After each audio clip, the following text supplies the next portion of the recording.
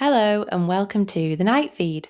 I'm your host, Charlotte, here to bring you some comfort, camaraderie, and conversation and keep you company during, let's face it, one of the toughest parts of being a new parent, the Night Feed.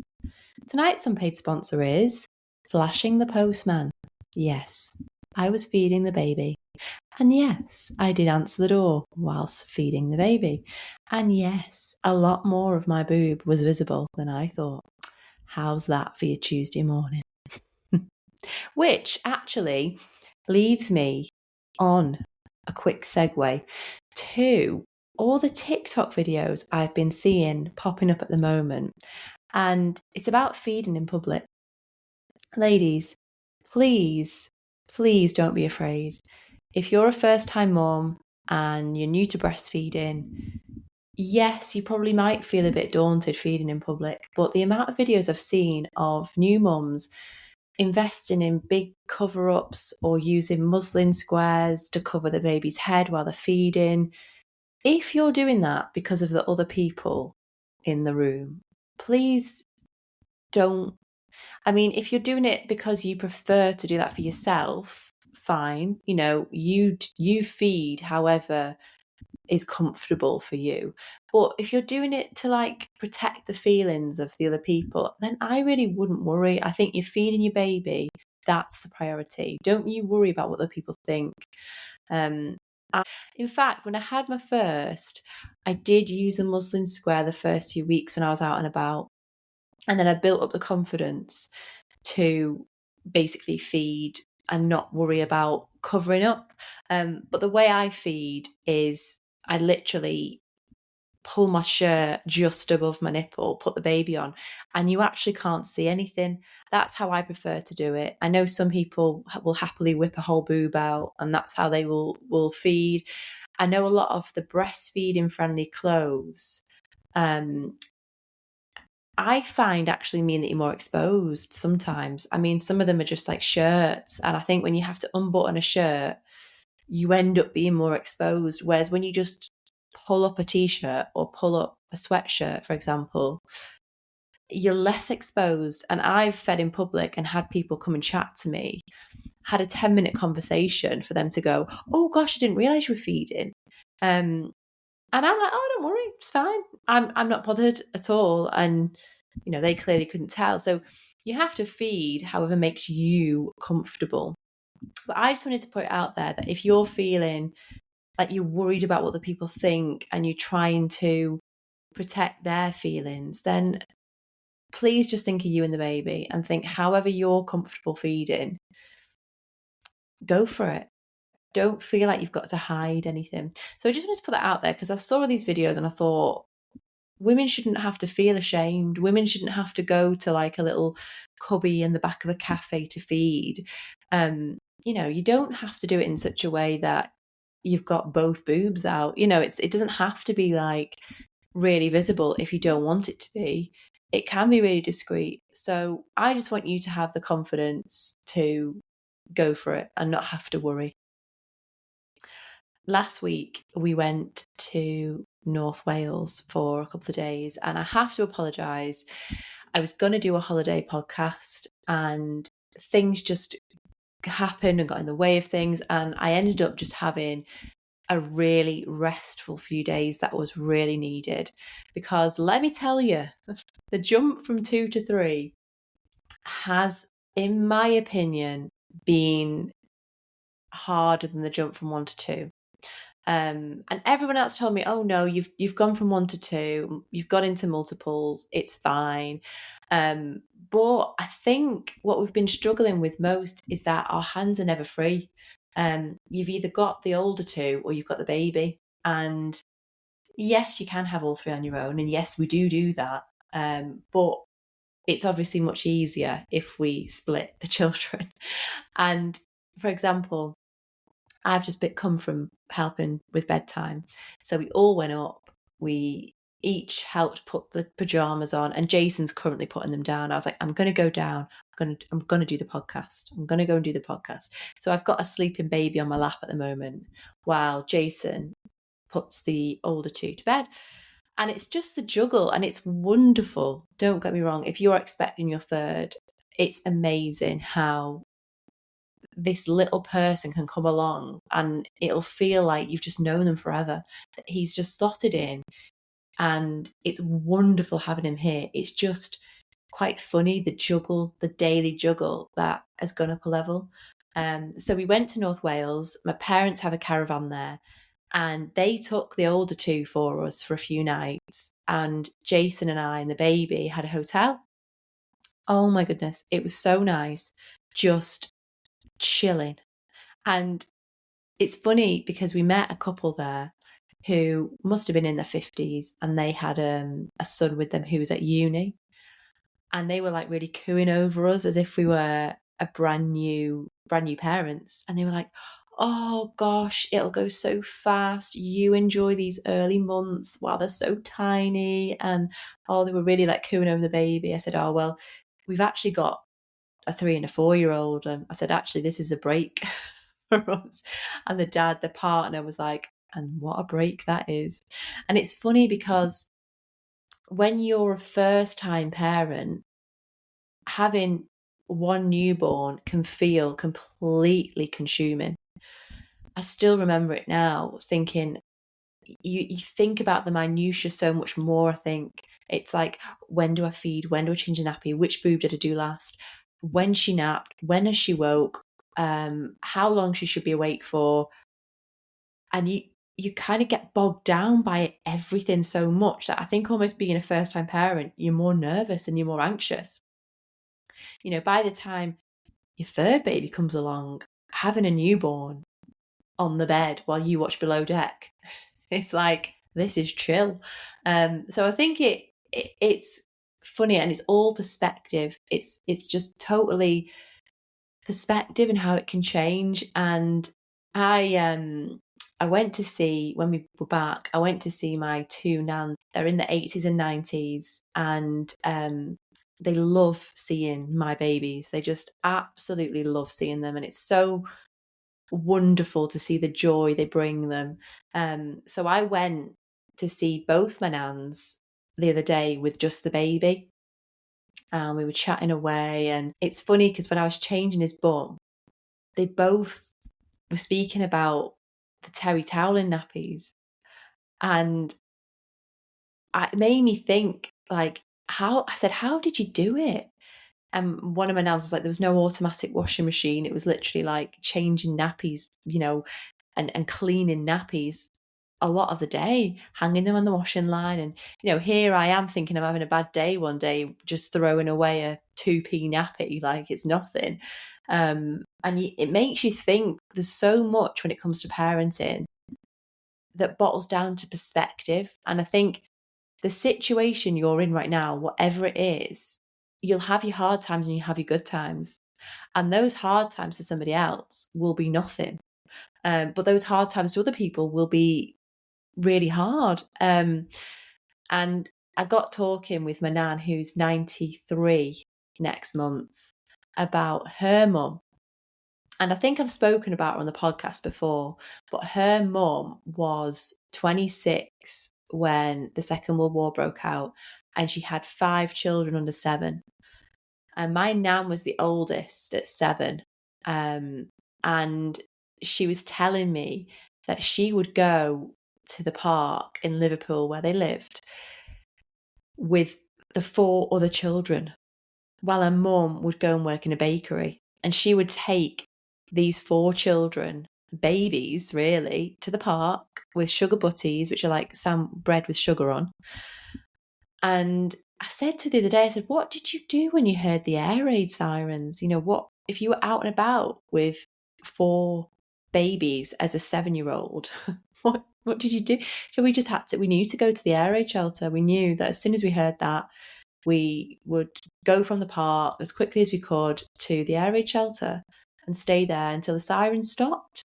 And you think, oh my God, like, that to me as a 35-year-old woman would be terrifying. Like, the thought of having to get us all into shelters. And, she was 7 doing that. And it just makes you think so much about when you're having a hard day, like, here I am complaining about a laundry pile and I've got a washing machine and a tumble dryer. It's like, come on, you're not really having a hard day. And of course, there's so much going on in the world right now. And I personally feel fortunate that we're in this country and we're away from like this hardship. And I know there's people listening from all over the world and we're all going through different struggles, aren't we? And speaking to my nan about the war just really like grounded me again, made me think, gosh, like when you think you're having a bad day, you think about what a really bad day is, don't you? And makes you think, wow, actually, this is not bad at all. And I'm, touch wood, I'm so grateful. And I just want to pass that on really. And, if you're having a bit of a tough day today, which when you've got a newborn and you're on no sleep whatsoever, it is tough at times. But it's just, I suppose, being grateful for that you are there with a newborn and that you are able to be in a nice place and be sheltered from certain things that are happening. And yeah, that as long as you've got your health and your baby, that life's good, isn't it? It can be tough, but yeah, sorry, I didn't want to get all like political or anything then, but just made me think about things and just think that when it comes to parenting, a lot of it is perspective. But I've had some good emails this week, so let's get to them. First one says, is drowsy but awake witchcraft? That's the subject. Hi, Charlotte. Love the pod. Currently awake, listening to it at 3 a.m. Perfect. That's when you should be listening to it. All I see are videos about putting your baby down drowsy but awake so they get used to self-soothing. Mine always falls asleep on the boob, but the other night I kept him slightly awake and lay him in the crib. Then ping, awake. His eyes were wide open and he was wide awake again. I've tried this 3 times now, never works. How do we do drowsy but awake? Drowsy but awake. I remember going through this for my first and thinking I was doing something completely wrong. I would watch the similar videos that would say to me, don't feed the baby on the boob. Don't let them don't feed the baby on the boob. Don't feed the baby to sleep. It's a bad habit. Put them down awake but drowsy. And believe you me, I also think that's witchcraft. My babies have always fell asleep on the boob and I've just put them down asleep. I did try the drowsy but awake thing with my first and I had the exact same thing happen. I would put her down when she was about to go off, but as soon as the back hit the mattress, she'd be awake and it would be back to square one. And I'd have to feed her again for another 10 or 15 minutes just to get her back to sleep to put her down in a cot. So I gave up on it. I didn't do the drowsy but awake thing. Currently with my youngest, my baby boy, he feeds to sleep. And of an evening, what I've been doing is sitting down with him, watching TV with Jason and the baby. We'll just dim the lights, I'll feed him, and I'll just leave him on me and let him sleep on me for like that first hour of nighttime sleep. And then carefully take him upstairs and lay him in the bassinet next to my bed. So he's kind of gone past that first wake window. They say the first wake window is like 45 minutes in when they kind of stir a little bit. And I've been finding that's touch wood working quite well. And then he obviously still wakes for feeds in the night.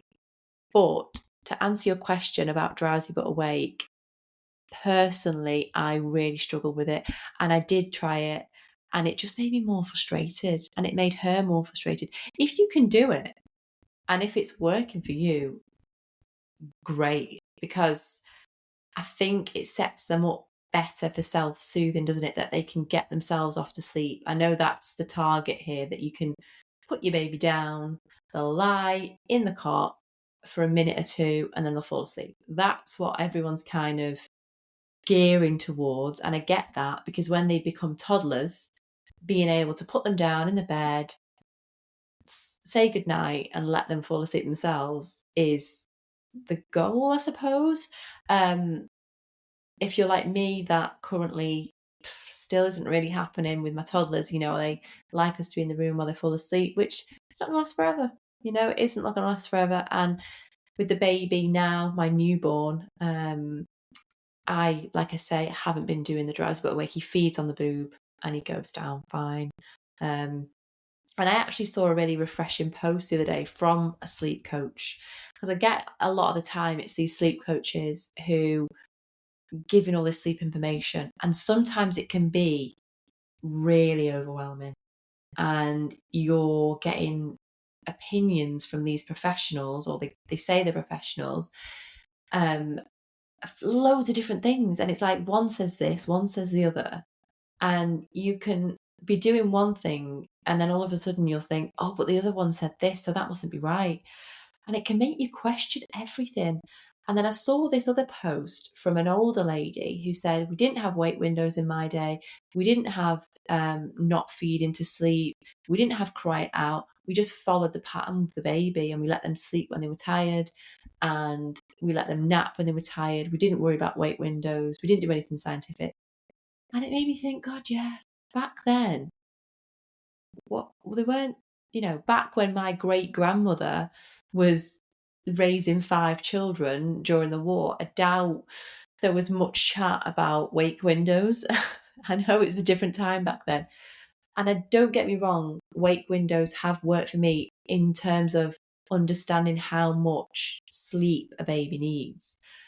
But I think we can get over scientific with it, and I think it can actually be detrimental. So when it comes to drowsy but awake, personally, this is just me, I've never really done it. I've fed my babies to sleep. I've left them on me a bit while they fall deeply asleep, and I've put them down.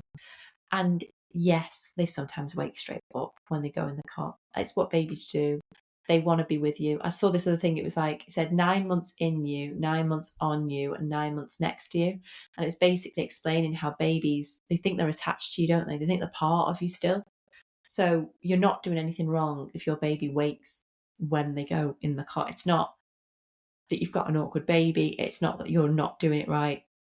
It's just that some babies, not all necessarily, but some babies just want to be on you or next to you or near you. And yeah, it is tricky, especially if you've got a baby that will only sleep on you. That is really tricky because, how are you getting your sleep? But yeah, I'm sorry to answer your drowsy but awake question. I do think it isn't always possible.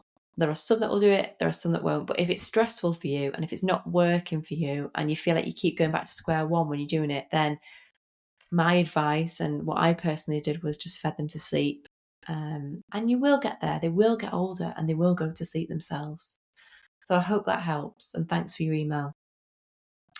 Next one says, managing older children. Hi, Charlotte, long-time listener of the pod, and I wanted to know, how do you give your older children the attention they need when you have a newborn? My 4-year-old is really struggling with tantrums, and I can't help but think it's the adjustment of us having a 6-month-old. Help.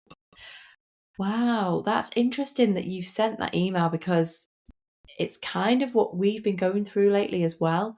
For new listeners, I have a 4.5-year-old, a 3-year-old, both girls, and a almost 3-month-old baby boy. And it's interesting that you say your 4-year-old is struggling, because we personally thought it would be our middle child that would struggle with the baby, because she's still very attached to me in a sense. Like, she likes to snuggle, and don't get me wrong, my oldest does too, but she's been the baby for 3 years, basically. She's been the youngest, and we thought maybe she would struggle more with the transition. But actually, in reality, what's happened is they've both been marvelous with him, very caring, not shown any animosity, very loving towards him, which has been wonderful. But my 4-year-old has also struggled with her emotions and regulating her emotions. 1 minute she's the happiest little chappy, the next minute she's having a big meltdown because I've said the wrong word, and it's like, oh my Lord. And I was actually speaking to a friend of a friend who is a social worker.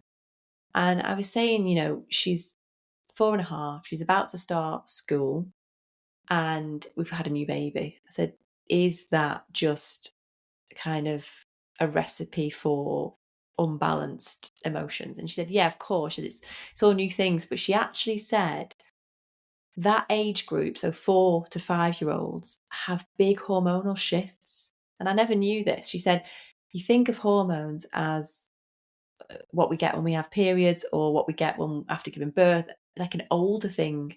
We have it going through adolescence, and then as women we have a lot of hormones after giving birth and before giving birth. We think of hormones as something adults have more so. But she said actually 4-year-olds have a huge hormone surge around that age. And it really made me step back and think, actually, it's not just about the new baby. It's not just about starting school. It's physiological as well. So I've been going on forums and looking at other people who have got 4.5-year-olds, and the comments are unbelievable. So many people saying the exact same thing. I feel really seen by this. My 4-year-old is having crazy tantrums. One person said it nearly tore my partner and I apart the other day because of the how irate our daughter was. And you're like, wow, it's actually an age thing as well. So yes, the fact that you've got a 6-month-old and I've got a 3-month-old will be a big adjustment for them. It's also very common in that age. And I still remember starting school now. I still remember the feelings I had going to reception, which for our listeners abroad is the first year of your school when you're 4 or 5. And I still remember that feeling like a big transition. And you have to remember they can't express their feelings like we can. My daughter actually is getting really good at that now, because anytime I have a bit of a meltdown or I feel sad, I'll talk to her about it and I'll say, I'm really sorry, mummy was a bit sad then. I've not had much sleep last night and it just makes me a little bit angry sometimes. And she started coming to me now after she has a meltdown. She goes, I'm sorry, mummy, that I was a bit angry then. It's just, I didn't get much sleep last night. She mimics me, but it's actually good that she can reflect on that and she can say, I understand that wasn't great behavior. This is why. So I think it's just kind of getting on their level, and that works well for us when I talk to her about why she's feeling angry. And my friend actually, who works as a therapist with perinatal women, so she's like, I need to get her on this podcast. Actually, she knows so much around what we're going through. She said it's really good with children to identify their emotions and what's the word? Not justify them, validate them. So validate their emotions. So instead of saying, oh, stop crying, you're being silly, or you're not this, you're not that, saying, I know that you're angry right now. I can see that you're angry. What do you think is making you angry? And it's validating the fact that they are feeling really angry right now. And there's nothing we can do about that, but we can understand what is making them angry. And I've been really trying to do that with her, and it seems to really help. I'm failing that if we are in a situation where she's just having a big meltdown. I'll just say, do you want a mummy hug? I said, you need it. And she just comes to me most of the time and we just have a hug. And as an adult, when you're feeling crazy emotions and you just up the wall, if your partner comes to you and says, give me a hug, or come here, let's make a brew, let's make a cup of tea, it brings you down, doesn't it? Not always, but most of the time, if someone just shows a bit of compassion and doesn't just say, oh, stop being stupid, stop being, you're so hormonal today, that just doesn't help, does it? But when you have someone say to you, look, you didn't get much sleep last night, let's have a brew, let's chat, you can kind of go, oh, yeah, and you let it out. So I hope that helps a little bit, just kind of helping you to see you're not the only one. Your 4-year-old is definitely not the only one. It's not just about the baby. Obviously, that's a factor, but it's just the more you can get on their level and validate what they're feeling, the more it might help, because that's kind of what's worked for us. And I hope that helps. Next tonight is what's trending. I have to talk about something I saw on a podcast the other day. And you may have seen it if you're a Taylor Swift fan. I'm sure you'll have seen it. If you're not, it's still relevant because I think what she said was amazing. So Taylor Swift was on her boyfriend Travis Kelce's podcast, which he has with his brother, called New Heights. And I've not really listened to it before. I see the odd clip on social media. But I saw a clip of her on it announcing her new album. And then I saw another clip of us talking about energy. I thought, do you know what? I'll have to listen to that. And she basically was talking about social media, on being online, and how people can affect your energy. And these are what she said. These are the words she said. She said, you should think of your energy as if it's expensive, like it's a luxury item that not everyone can afford. Not everyone has invested in order to have the capital for you to care about this, because what you spend your energy on, that's the day. And what she was saying was, if someone says something horrible to you at 9 a.m. and you spend the day festering over it, you've ruined a day. And you only get so many days. And as a mum, I think your energy can be so delicate at times. And especially when you're feeling hormonal after having a baby, if you're anything like me, small things can tip you over the edge, whether that's sad or happy, or it can make you cry, can't it? The slightest thing makes me cry. And most of the time, my 3-year-old will say to me, is it happy tears, mummy? She goes, is it happy tears? But yeah, it's happy tears, because you just feel overwhelmed with emotions, don't you? I think, especially the first few months. But I thought the way she put protecting your energy was so articulate. Seeing your energy as expensive that not everybody can afford. I thought it was so powerful, because when you become a mum, your time becomes so precious. I think I saw some quote that was like, any mum with a child under 5 gets an hour or less a day to herself. When you think about that, it's not much time to have and think and sit and be, is it? So your time becomes very precious, and the people who you spend that time with is also very precious. And I spoke about this in the podcast before. People have wrote in about this before, that you lose friendships, you lose relationships when you have children. And it's almost like something that happens to everybody on one level or another. I've lost a few profound relationships in my life that have kind of ebbed out since I've had children. And we're all going through different things in life. Everybody's going through different things. We're all in different stages, and that's okay. And I think when you have people around you that don't make you feel great, they're taking your energy. And like Taylor Swift says, that energy is expensive. So if you have people around you that don't bring you joy and don't bring you happiness and make your energy dull, shall we say, have a think about what that relationship is, and is it serving you? I'm not saying break friendships off and break, people off. I'm just saying protecting your energy as a mum is so important. And I would recommend that podcast episode. It was, I think last week it came out. And it's not just if you're a Taylor Swift fan, just in general. I think some of the things she spoke about were really interesting, and the way she articulates things is really powerful, because this is coming from someone who gets tarnished all the time. She said something like, anything you feed your brain, it will internalize. Anything you feed the internet, it will kill. And I think she was kind of saying that, when she puts anything out there, she gets the people showing love, but she gets the people showing hate. And she was saying how she just doesn't see it anymore. She turned her comments off on Instagram. She's so prolific that she gets love and hate in equal measures sometimes. And coming from her, she's battled that, and she's basically saying protect your energy. So even though we may not be getting that on that level, it's a great analogy, and it's a great way of seeing how you share and spend your precious energy. So yeah, I think it's just really interesting, and I'd highly recommend that episode of New Heights.